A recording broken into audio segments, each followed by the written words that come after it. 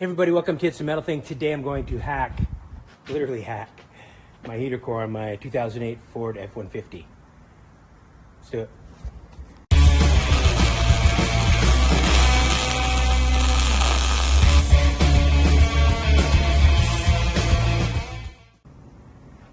All right, so catastrophic, well not catastrophic, I got a blown head gasket on this thing. I don't know what happened. I was driving, it was cool, it was like 58 degrees, it was raining.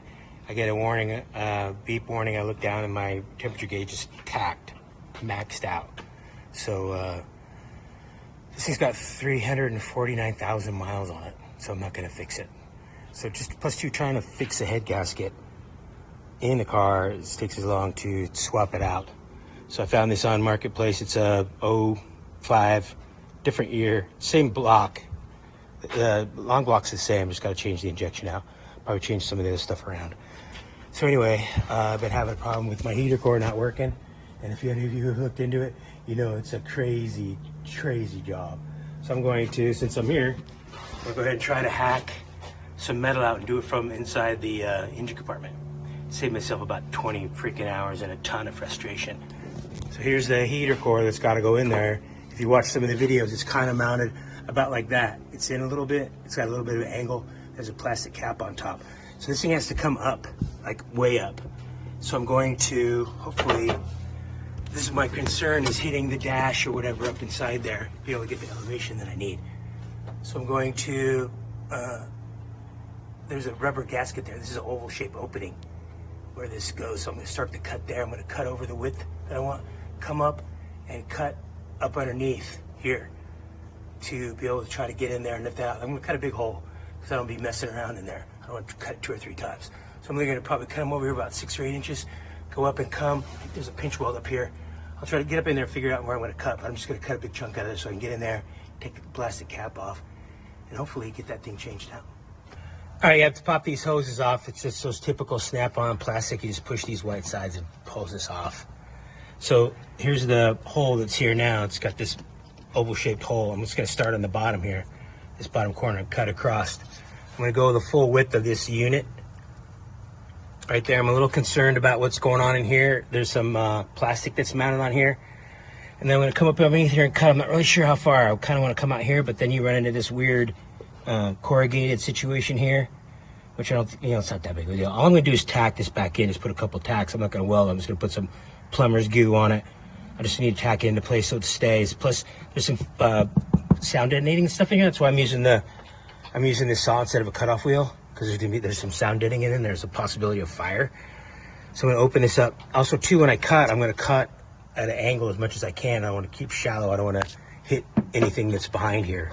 So I'm gonna try to be shallow. The only problem is when you do that, this thing pops out and then it bends, it gets all jacked up. So you kinda gotta be careful, but this works pretty good. So I'm gonna go ahead and hack a big hole. I'm gonna come to this edge here, come from here and just cut around and try to make it semi-tidy. Once the engine's in there, you won't really be able to tell, and I don't really care anyway. This thing's just a old workhorse. So yeah, let's cut on, see what happens. Whoa, hey, whoa. Hacked it, man, hacked it up. So I started here, I cut up here, I came up here, and then got the heater core, and there's just no way it was gonna come out. It's gonna hit the dash up underneath here, so all that stuff's out typically.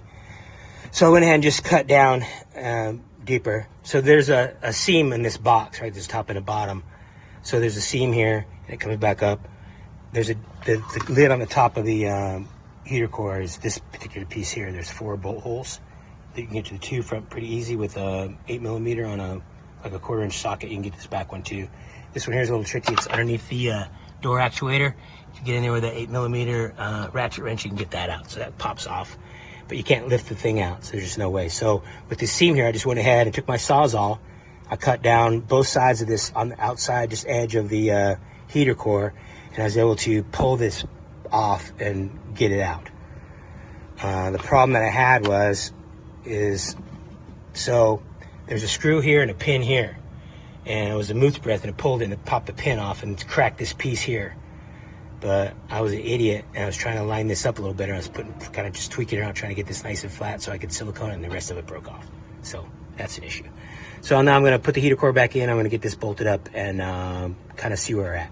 That's next. All right, the hackery continues. So I got it all bolted together. It's actually pretty sturdy. If I hadn't broken this piece, it would have been a pretty sweet repair, honestly.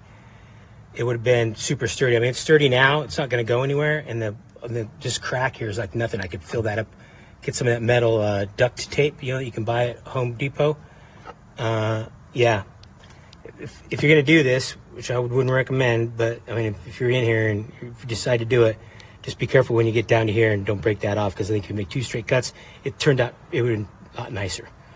So anyway, I'm going to go ahead and epoxy this on or glue it on or figure out what I'm going to do. Get this set away, set up, and then I'm going to take all these pieces that I have. I think there's 3, make a jigsaw puzzle, get it in one piece, and figure out what I'm going to do next. So stay tuned. Epoxy this piece in, let it sit about 20 minutes. Put this duct tape, this metal duct tape in here. I soaked the jute, got it wet, let it sit, let it soak in.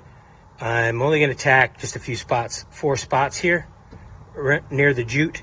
I took some of this tape and put it in here. This is all wet in here. I'm going to just tack and spray with water. Get it cool off as fast as I can. I'm just going to tack up here. This is metal on metal, maybe 2 or 3 tacks across here. Staying away from this foam over here. I don't know if I can get it wet enough, but this is some sketchy stuff over here. So just going to put a few tacks up here, 4 tacks on here, and then that's going to be it. So and then I'm just going to seal it up with some silicone. So yeah, this is hokey as hell. So don't try this at home, kids, unless you're really desperate to have heat and you don't want to spend 10 hours taking the dash in and out. So let's get this tacked in. Fully restored.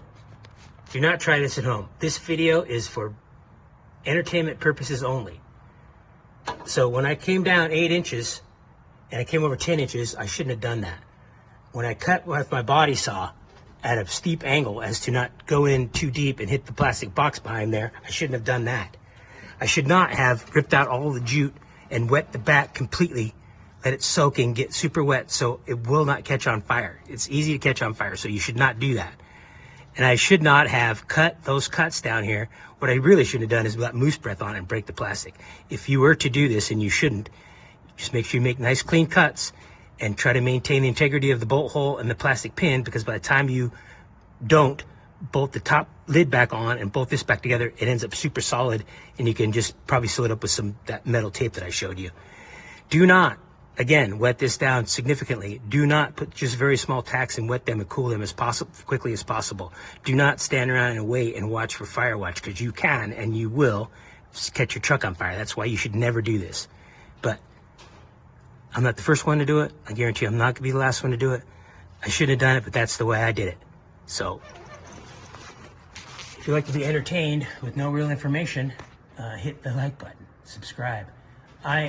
Typically my videos, if you look at my page, is 61 Ford Falcon that I'm doing with a twin turbo Coyote engine with a 6-speed manual. Pretty cool. Check it out. So thanks for watching. I hope it's entertaining. Have a great day. See you later.